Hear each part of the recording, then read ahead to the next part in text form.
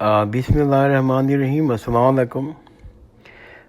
کچھ لوگوں کے مسلسل ایک سوال آیا جا رہا ہے جس پہ میں سوچا میں جواب بنا لوں چھوٹا سا۔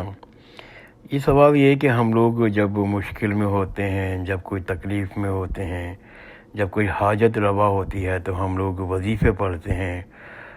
کوئی 40 دن کا وظیفہ ہے، کوئی فجر کے بعد کے پڑھنے کا وظیفہ ہے۔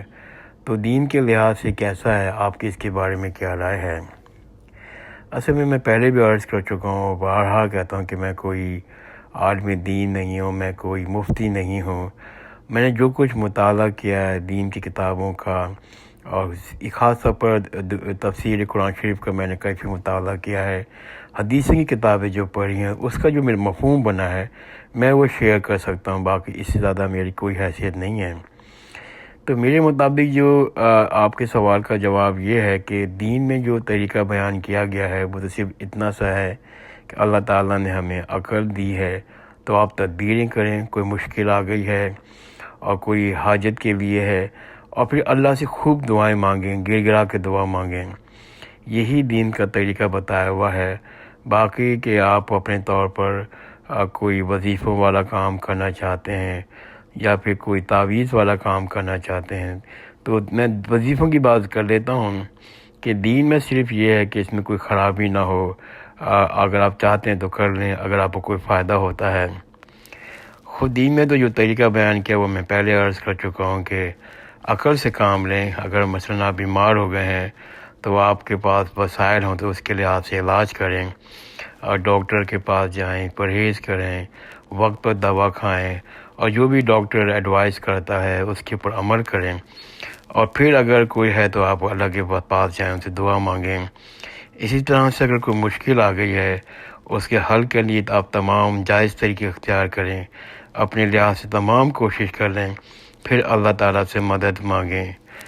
دعا کی قبولیت کی ایک اور اہم ضرورت یہ بھی ہے کہ آپ جو دعا کر رہے ہیں اس میں کوئی ناجائز دعا نہ ہو، ناجائز کام کے لیے دعا نہ کر رہے ہوں، حرام کام کے لیے دعا نہیں کر رہے ہوں، لوگوں کو تکلیف دینا یا لوگوں کو زیر کرنے کے لیے اس قسم کی دعا نہ کر رہے ہوں، تو اس میں دعا یقیناً قبول نہیں ہوگی، اس لیے کہ وہ آپ غلط کام کے لیے دعا کر رہے ہیں۔ وظیفے اور تعویذ میں پہلے بھی عرض کر چکا ہوں کہ کوئی خرابی نہ ہو۔ خرابی کا مطلب یہ ہے کہ کوئی شرکیہ کام نہ ہو رہا ہو، اور قرآن شریف اور حدیث کی روشنی میں کوئی آپ گناہ کے مرتب تو نہیں ہو رہے ہوں۔ اگر نہیں ہو رہے تو آپ پڑھ سکتے ہیں۔ اور ایک ضمنی بات میں عرض کرنا چاہتا ہوں اس کے ساتھ ساتھ کہ اگر آپ کو دعائیں کرنی ہے تو خود دعائیں کریں، اللہ تعالیٰ سے گر گرا کے دعا مانگیں، اپنے گناہوں کی معافی مانگیں۔ اور اگر آپ وظیفے کرنا چاہتے ہیں تو وظیفے خود کریں۔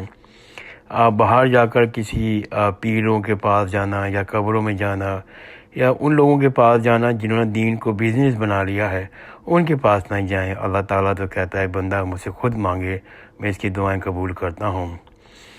جہاں تک وظیفوں کے بارے میں میں عرض کر دوں یہ وظیفے ہیں کیا؟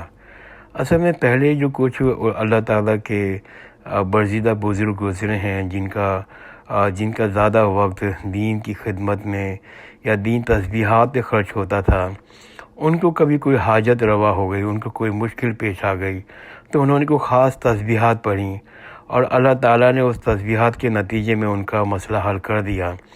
تو جو تسبیحات ہیں وہ وظیفہ ہیں، مطلب فلاں بزرگ نے فلاں کام کیا کچھ عرصے تک اور فلاں مسئلہ حل ہو گیا، جو تسبیحات پڑھی وہ وظیفہ ہے۔ اس کی صرف اتنی سی حیثیت ہے، اتنی ہی اس کی حقیقت ہے، اس سے زیادہ کوئی چیز نہیں ہے یہ۔ تو آج کل جو سوشل میڈیا میں جو وظیفے آ رہے ہیں تو ان کے بارے میں کچھ نہیں کہہ سکتا۔ ایک بھائی نے وظیفہ بھیجا کہ بھائی وہ اس وظیفے کی کیا حیثیت ہے، اور وہ وظیفہ یہ تھا کہ 10 دن میں 11 دن میں کروڑپتی بننے کا وظیفہ۔ اس کے بارے میں میری کوئی رائے نہیں ہے۔ اور یا کہ امریکہ جانے کے ویزے کا وظیفہ، تو اس کا تو شاید کسی بزرگ نے بھی کبھی تجربہ نہیں کیا ہوگا، اس کی تو شاید کسی بزرگ نے دعا نہیں کی ہوگی۔ ایسی کوئی تسبیحات میرے علم میں نہیں ہے، باقی اللہ تعالیٰ جانتا ہے۔ تو جو بھی میرا مطالعہ تھا، جو بھی میری رائے تھی اس سلسلے میں نے آپ لوگوں کے سامنے رکھ دی۔ اللہ تعالیٰ سے دعا ہے اگر کوئی میں نے غلط بات کی ہو وہ آپ کے اور میرے ذہن سے محو کر دے، اور اور ہم کو نیک عمل کرنے کی توفیق دے. جزاک اللہ خیر. خدا حافظ.